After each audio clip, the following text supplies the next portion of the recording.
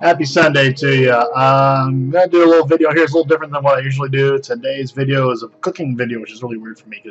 But what I did was I got a Char Broiler a grill smoker for Christmas from our oldest and his fiance, and it was I got to put together. I finally got to put it to use, and I decided I was going to smoke a big brisket, right?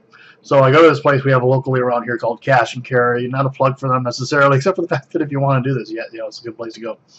And I got this huge brisket, and I'm telling you, this thing was this thing was like 12 pounds. It was just under 11.7 pounds, huge, and huge. So I did. This is kind of the adventure involved in it. So enjoy. If you get anything out of it, it's great. If not, I had fun doing the brisket and everything. Still have some left. So anyway, enjoy. Okay, so we're about 2 hours in here. Got smoke coming out. Got plenty of smoke coming out. Don't trust the temperature gauge on this thing. It's reading hot, even though really that's all the fire I have in here right now. There's not a lot of fire. There's my meat. Oh, that looks good. So there you go, peeps. How's that looking to you? Yeah. Yeah. Alright, so we're on to the 4-hour check. And there we are. Oh my Lord. Look at that meat. We have a nice char going there. Get a little bit of bark on it. Neighbor's dog barking its fool head off. And from here, I'm gonna do a Texas crutch. Gonna wrap both these pieces in foil and see how they do for the next 4 hours. Keep the fire up and cook the crud out of it for the next 4 hours after this. So there you go. Our 4 hours in, looking good. I love it.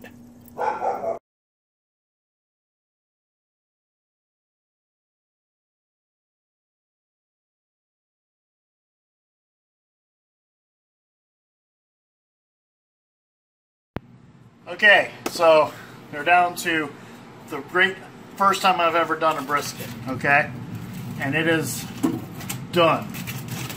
I mean, it is done. Look at this. Okay, here's half of the brisket, okay? What an awesome looking char on that, okay? And I won't believe how soft it is. Oh, it is so soft. Okay, I'm going to be cutting this on film. I'm going to be changing the aspects of the camera so you can see it. So let's get on with that. I do have a whole nother section of it to cut. So hang on. Okay. So here's the brisket. Kind of check to make sure you can see something. Oh my gosh. Look at that cut. I don't hope I'm not bumping the camera too much with the cutting board. Oh, it smells so good. There we go. Look at that. Does that look good, guys, or what? I mean, this is the first time I've ever done it. Yeah, so I want a piece. I know you want a piece, kiddo. I think Bowser wants a piece. I know Bowser wants a piece. Can he have a piece? Well, we'll give him some of the fat here. How about that? Okay. All right. So, oh, it's just squishing apart. Easy. Oh my God! Yeah. Get. It's hot.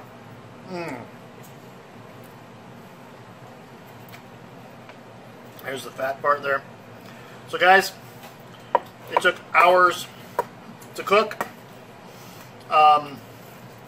Doesn't taste dry.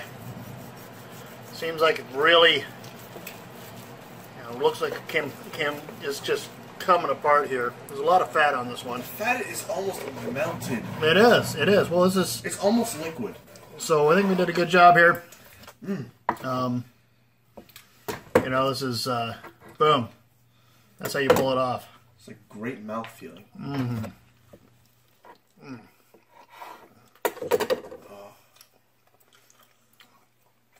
We're feasting tonight, guys. I hope you're enjoying it. Is it good? Delicious. Okay. So if you are a meat eater, as we are, this is absolutely delicious. And if you're a vegetarian or vegan, why are you watching this video? There you go. So, I've got a bunch of this to cut up. I'm going to cut the rest of it up with an electric knife, only because I'll get a cleaner cut. But, I mean, come on, folks. Look at that. Look at that. Is that gorgeous or what? So, fully cooked. Well past the stall. You know, it was like 205 degrees at the end. But we were out, so I mean, I didn't monitor it that closely. I don't think we made a mistake getting this. Okay. I got to get some for my wife. Got to make out some potatoes. Cut the rest of this up. So, there you go. Success. God bless. So let me explain to you why it was such a bad idea to give the dog a hunk of that meat and fat.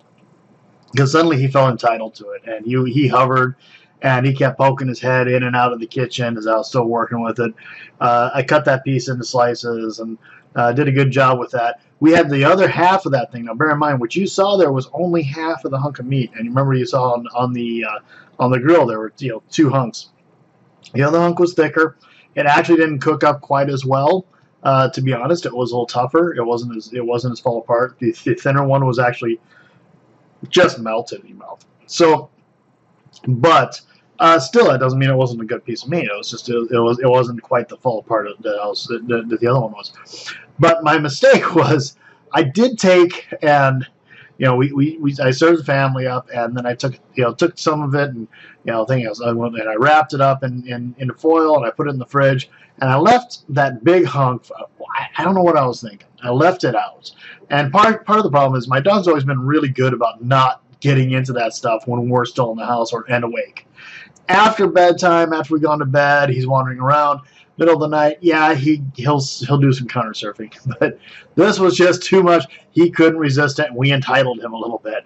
So after we finished eating, I come out, I put the plates in the sink, and go back and sit down for about 5-10 minutes. And I'm thinking to myself, I probably really should put the rest of that meat away. It was all sliced up, ready to go. I should put the rest of it away. It was too late. The dog had 6 pounds pre-cooked weight in his belly by the time it was very short order. Yes, so he had himself a feast too. We had a feast. He had a feast. He had quite the feast. So that was a lesson learned for me. I mean, come on, I should have known better. He's my dog. There are no bad dogs necessarily. There's bad owners, right? And so I made a very poor choice. I mean, did I yell at him? Yeah, I did. Should I have? Probably not. But in the end, so that's where it went. And so, but it was a good adventure. And I'll be doing some more of this, doing another brisket, maybe a tri-tip. I don't know, maybe some ribs doing up. So I really enjoyed it. It was a lot of fun. I am going to get a side box for that for that Char Broiler to make smoking things easier and be able to use the whole grill, because right now.